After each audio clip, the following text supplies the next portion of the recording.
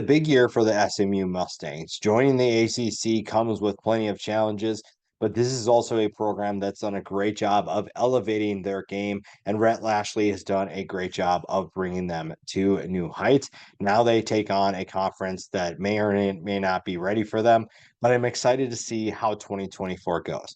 Before we dive into the SMU Mustangs, make sure you subscribe to the channel. Make sure you like the video, share the video. It goes a long way in helping this channel thrive, as well as the deep dive series continue. Let's dive into SMU and see what we should expect from them this year. Rhett Lashlee, like I said, has done a great job at SMU. I think a lot of people had some questions about whether or not he could replace Sonny Dykes and be a good head coach. And so far, he's done exactly that. This is a team that took steps in the AAC, a conference that they typically struggled with.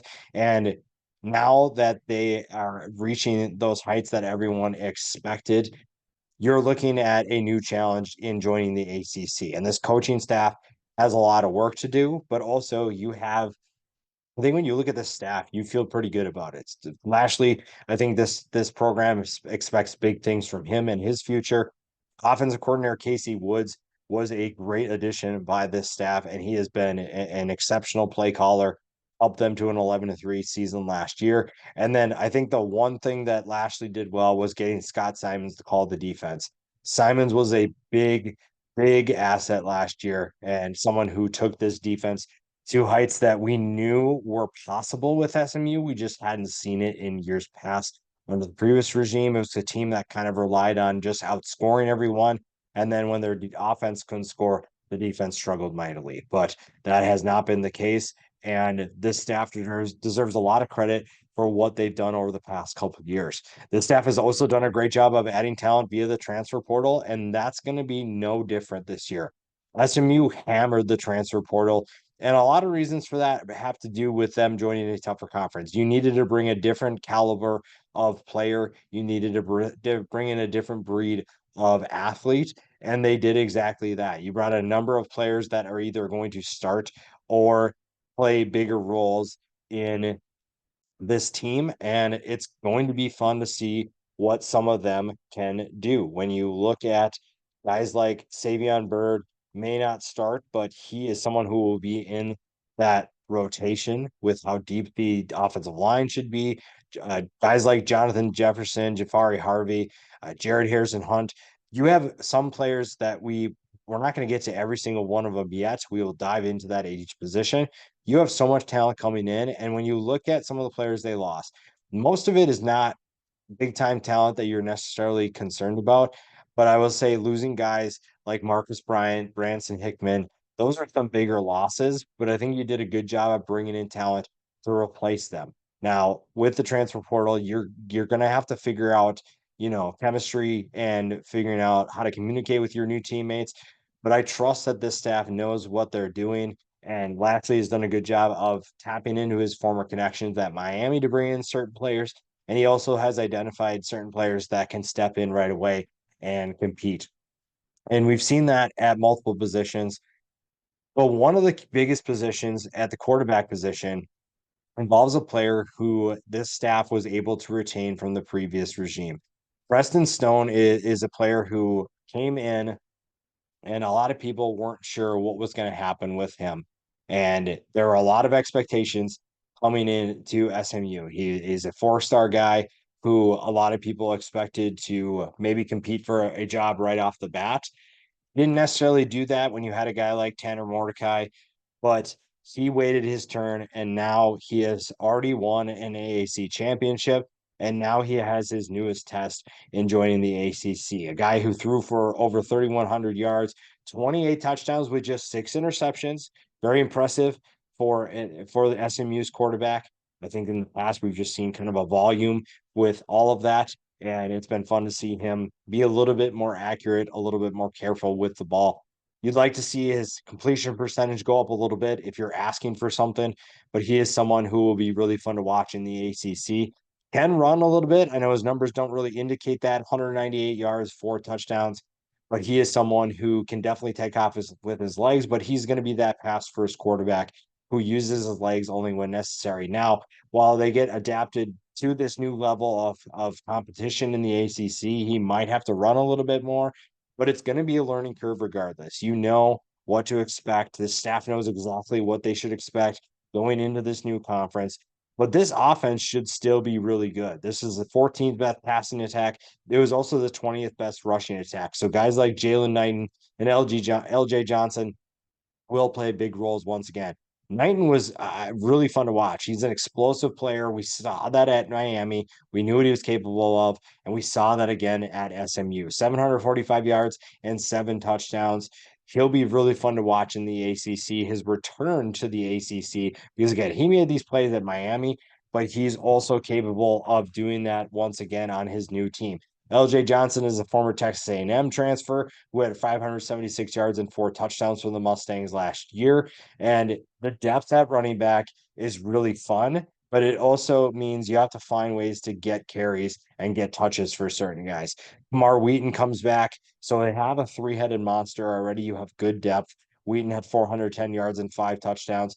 And then also Brashard Smith, a Miami transfer who played wide receiver for the Hurricanes. He's listed as a running back right now on the SMU roster as I'm recording this. So it'll be interesting to see how he makes that transition, although he did get some touches running the football with Miami last year. So he's just another name to know, another name to keep an eye on. But this is going to be a fun backfield to watch. Stone also has Kevin Jennings behind him. So you saw what he was capable of doing in the AAC championship game. So you know that he's capable of handling the spotlight.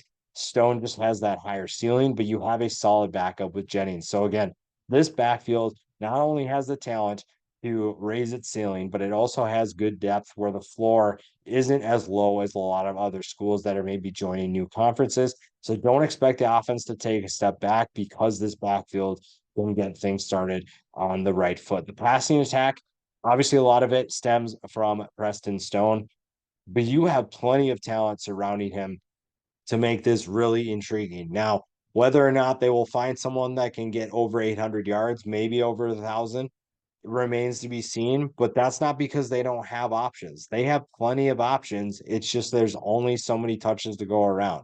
Jordan Hudson's the big time player that was once committed to SMU before choosing TCU. He transfers back to SMU and has been a big time playmaker for this team. 30 catches for 425 yards, 14.2 yards per catch, 7 touchdowns.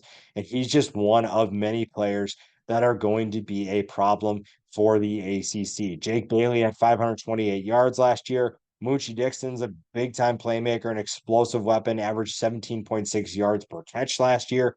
And then there's tight end RJ Maryland.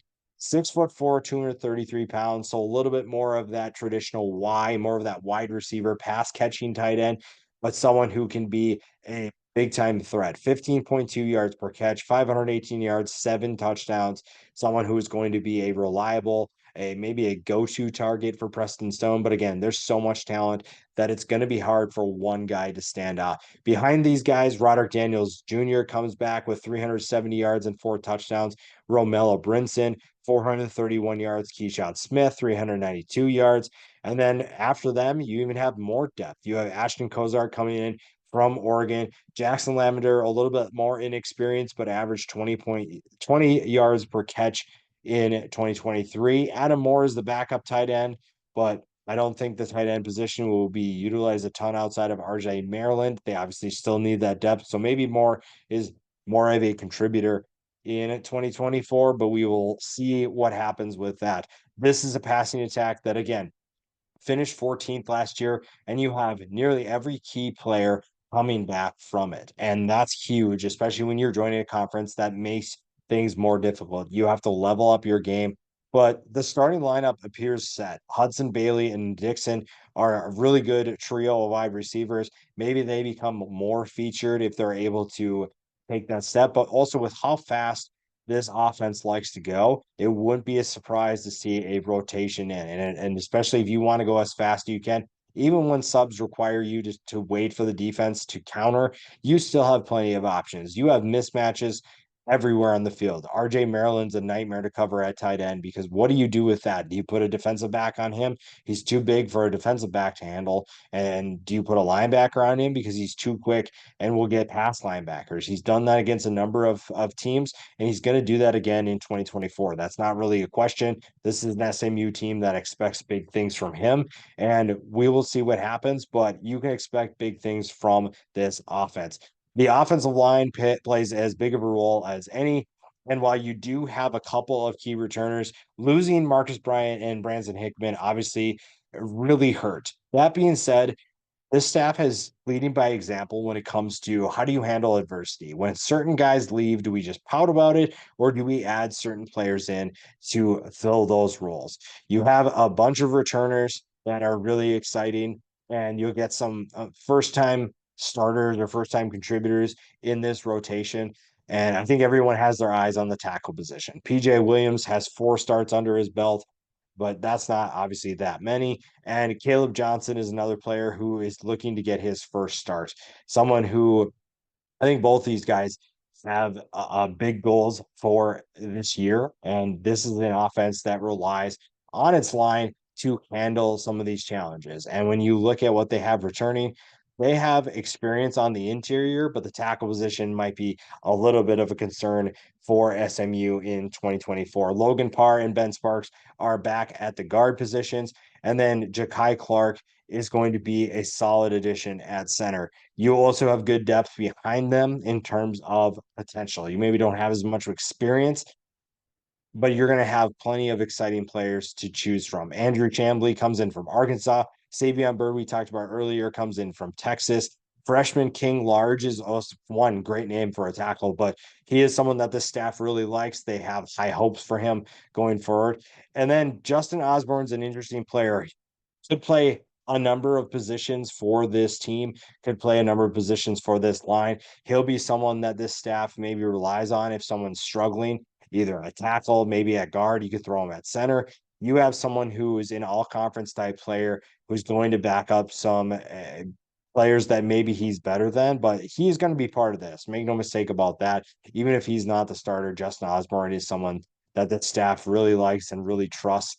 And that's a big thing for this offensive line to have the success that this staff needs them to have will dictate how successful this offense will be because they will face a number of tough teams in this conference. And we'll talk about some of those teams when we look at the schedule a little bit later. But this offensive line is one of the bigger X factors for this team. If that offensive line can play well, then this team is in good hands. SMU will be a underdog in the ACC, but I think they're a sleeper team right now that could have a big year. The defense obviously had a breakthrough season under Scott Simons, and they are expecting to have a big year in 2024, even with the number of transfers that they bring in. Up front is going to be interesting because the defensive line has a couple of transfers that will play big roles. They also have a couple of returners that will play big roles. Now on the edge, Elijah Roberts and Isaiah Smith are 2 names to keep an eye on. I think that they both have the ability to play on a high level. Roberts obviously had a big year for the Mustangs last year.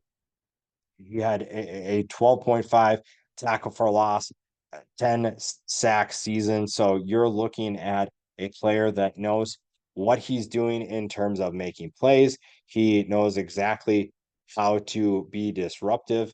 And that's been huge for SMU. I think one of the biggest things that they found is that when their defensive line can be disruptive, then you're looking at a team that thrives a little bit more on the defensive side of the ball. Now, that being said, they've had success against, in terms of, I should say, in terms of being disruptive in the past, but this is a team that has relied more on its offense to win football games. And for the first time in what seemed like a long time, they found ways to win with offense and defense. There were times where the offense sputtered, and there's times where the defense sputtered as well, but it felt like this team picked up where the other group left off. So if the other group was struggling, you found that you had a number of other guys that stepped up in a big way. And that's really exciting if you're looking at this team. Now, Isaiah Smith is someone who's playing a little bit bigger role this year. And the depth behind them is really where you're going to be intrigued. You don't necessarily have a ton of proven talent. Cameron Robertson comes back with 5.5 tackles for loss, 4.5 sacks.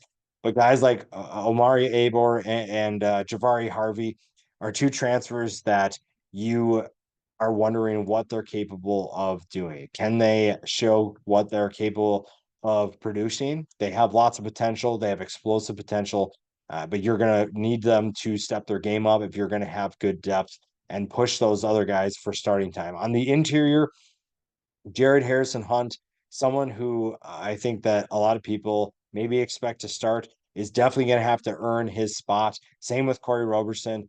You have two guys who are very capable of being starters for SMU, but you also have a number of players behind them. Anthony Booker could push for time. Jonathan Jefferson is a Georgia transfer that this staff really, really likes. Could be a starter there. Mike Lockhart comes in from West Virginia. You're looking at plenty of options there. Now, when you look at Mike Yo and Sandro Nijiki, you're looking at plenty of depth at the tackle position. So there's plenty of options. You can rotate in guys, which is huge for this team. You're going to need depth because, again, this is a new level of competition. You're going to get worn out a little bit more. You need players to handle life in the trenches. And so far, it appears that this group has what it takes to compete at a high level and be able to continue their success from last year. So we'll see what that means in terms of can they do that? Are they capable of not only succeeding in the AAC, but can they do the same thing at the ACC? Having some of these players that are coming from ACC programs means that they understand what it takes to win. And the defense really needs to step up for this SMU team to be successful. Obviously, the offense has to do this part, but the defense is in a position where they should be a really intriguing group and be able to, I think, take that next step in terms of handling the new level of competition. The linebackers are also in for a, I don't know if I want to say reality check because I really like these two and the depth behind them, but you are in for a tougher test. Kobe Wilson and Ahmad Walker are two guys that continue to be more of your underrated players, but I think that they are a good duo, if you will, of guys that can really step up in a big way. They're going to have to handle covering, certain a different level of athlete in the ACC versus when you're playing the ACC, AAC. I think that you have a different level of expectations placed upon you because you have to know so many different things. You're facing brand new offenses. You don't necessarily know what you're getting into because most people just saw what you did against the AAC and you're facing so many different teams. Some of these guys have never faced any of these teams before, so that's a new challenge. But Kobe Wilson and Ahmad Walker are two solid players for SMU. They had solid years for them. And I think that you're looking at a a group that is probably the X factor of this defense because you have, like I said, the defensive line has good depth and has talent. The secondary you're talking about in a little bit is also a group that I think is really exciting if you're an SMU fan. So you have options, and it's not that the this linebacker group doesn't, but they're in a little bit tougher position. You have to be able to not only handle life in the trenches, but you also have to be a factor defending the pass.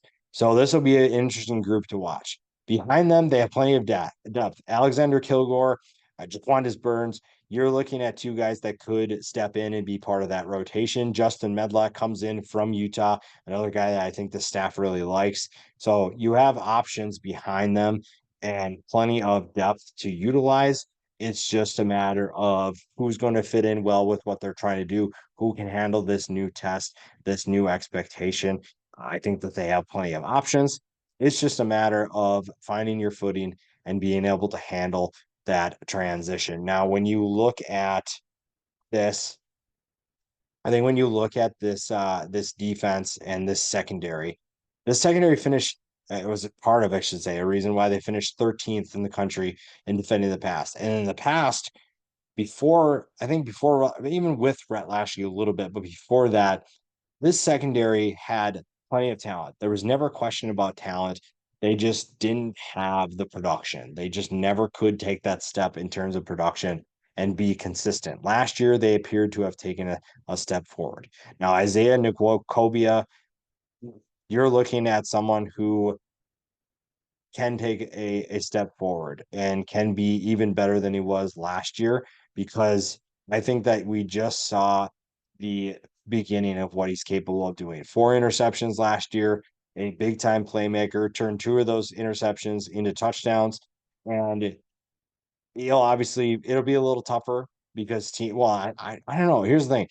I think teams are going to test SMU plenty, whether that's from an arrogant standpoint or just really show us what you got. Really just tell us if you're actually set to handle life in the ACC. So a guy like Noah Kobia will be able to showcase what he can do, and maybe teams are careless and throw the ball his way. Maybe they're just not ready for what's at stake. And SMU is a team that a lot of people expect to sneak up on people, and it's because of this defense. Jonathan McGill is a solid playmaker as well, a veteran who is a former Stanford transfer and showed that he is a reliable player. He is a veteran that will get some of these new faces here up to speed, and that'll be really fun to watch. Cale Sanders Jr. probably has the more intriguing role of this defense at the nickel position. Brandon Crossley is going to help him with that as someone who's played multiple positions. Crossley has a lot of experience to get Sanders in position. That'll be a fun position to watch. Jalen Davis Robinson, I think will take on a new role for this defense, and he'll be fun to watch. Texas A&M transfer Deuce Harmon is stepping into a new role here as a potential full-time starter. So they have some fresh faces, but this is still a really intriguing group. The depth behind them is really interesting. I think the cornerback position will be a fun group to watch. Hari Rogers and AJ Davis could figure into this rotation, could be more factors in defending the pass. Safety position has a few guys. Amon Moses is an experienced player. I expect him to be part of that rotation as well. And then you have a couple other players behind them that will be intriguing to watch. But this is a secondary that has a lot of pressure on them. They will face some intriguing wide receiver groups. Face some intriguing passing attacks, and how they do might dictate how this team does in 2024. Now, when you look at strengths and concerns of this team, they're pretty obvious. I think that they're really easy to identify. Quarterback to me is going to be a strength because you saw Preston Stone do what he did last year, and then when he went down, Kevin Jennings stepped up and picked up where they left off. Essentially, he was able to play at a high level and keep SMU going and keep that explosive offense going. Running backs, obviously, a I should say very big strength for this team. Same with the wide receiver position. I don't think that you have too many concerns about that position. The only thing I think you might be concerned about with wide receiver is what do you have in terms of ceiling for one specific player? I think that you have multiple players that will be, I think, contributors, but do they have a group that if someone's not getting enough touches, are they going to be frustrated? And is that going to affect the chemistry of this team? When you look at what they did last year, the answer tells you that no, that's not a concern, but we'll see what happens there. But the wide receiver position to me is not a concern at all. Linebacker to me is probably the biggest concern for this team just because when you look at what's expected of the linebacker position, to do that in the AAC last year and to do that in the ACC this year are two completely different levels of difficulty, two very different expectations. And that's going to be something to keep an eye on. Secondary depth, outside of Ahmad Moses and maybe Brandon Crossley, you don't have a ton of experience. So that'll be something to keep an eye on too. Tight end depth obviously is a question. RJ Maryland is the undisputed starter, but what's behind him? Adam Moore could be a solid piece, but do they have anything else? And maybe it's not as much a concern because you have so much depth at wide receiver, So that'll be really interesting. The X factor to me is a little bit different for this team. I think that it's just their ability to adapt to the ACC. This is a roster full of Power Five, former Power Five, I should say, talent. And it's just a matter of can they get some of those other guys that don't have that experience up to speed. There's a reason why some of these players transferred from Power Five programs, and now they're looking to make a new home. But can they play to that level? That would be one thing with, yes, you can say that SMU had a really good transfer portal class, and they did, but there will still be concerns I think about this team until they prove it, which also puts them in that underdog, that underrated slot. And that's what makes this schedule so intriguing. The over under is 8 wins according to Vegas. So to me, ceiling is 10-2. I think that that would be a special season where you're sneaking up on teams and you're kind of having like that TCU run from 2 years ago, maybe to a lesser extent, maybe not a national title run, but definitely a college football playoff run, especially in the ACC. That's a whole other debate, though, for another time. Florida to me is 6-6, despite coming into a tougher conference. I think SMU has more talent than a lot of these teams that they'll be facing, and maybe you consider uh, coin flip games. So should be a 2-0 start. Nevada and Houston Christian will not really provide much of a test, although SMU in the past has had some games where, Nevada could surprise them a little bit, not beat them, but definitely make things more interesting. But I trust Rhett Lashlee and the page that he's turning with SMU. BYU game should be tough. It's at home, so that obviously helps. But BYU could have they weren't as great last year, but I'm not really going to count against Kalani Sitake. I think that he is a solid coach that can turn things around, but we will see. Maybe BYU is going to struggle again. Sitake's definitely on the hot seat, but I think that this is a tough team to beat. It's just a matter of can they shake off their transition to the Big 12. TCU is going to be a tough one as well. That's a rivalry game that obviously everyone knows is going to be close. That game probably dictates how successful I think this team can be because if you win that game and you find yourself 4-0, that gives you a lot of confidence hosting Florida State. Now, that's going to be a really interesting game for both sides. Florida State is coming off of that disappointing end of their season. They are looking to replace a ton of talent, and they face an SMU team that is hungry for their own reasons. They are ready to prove their worth. They are ready to prove they belong in the ACC, and Florida State stands in their way. Can they step up to the challenge? And then what does that mean if they win that game? To me, I think that's a tougher game that if you're going to pick a loss on the schedule, Florida State is definitely one of them. But then also you have Louisville up next.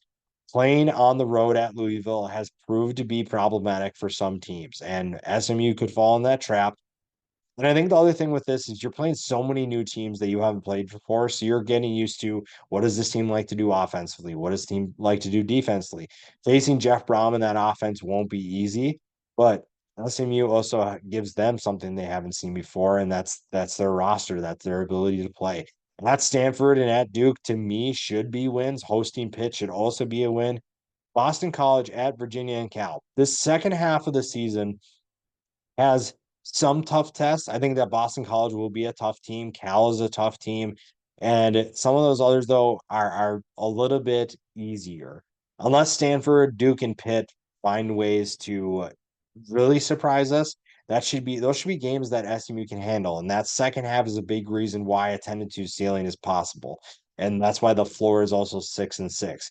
When you look at what they have on the schedule, there's plenty of wins available on that schedule despite going to a tougher conference. Obviously, you avoid Clemson, you avoid Miami. That's obviously huge, but you still get Florida State, you still get Louisville. So there's plenty of tough tests for this team. But again, Rhett Lashlee and the staff have not only done a good job of recruiting, they have done a good job of utilizing the transfer portal, and they put together a team that can surprise a lot of people. And if they're able to do that, SMU will be one of the most talked about teams in college football this year.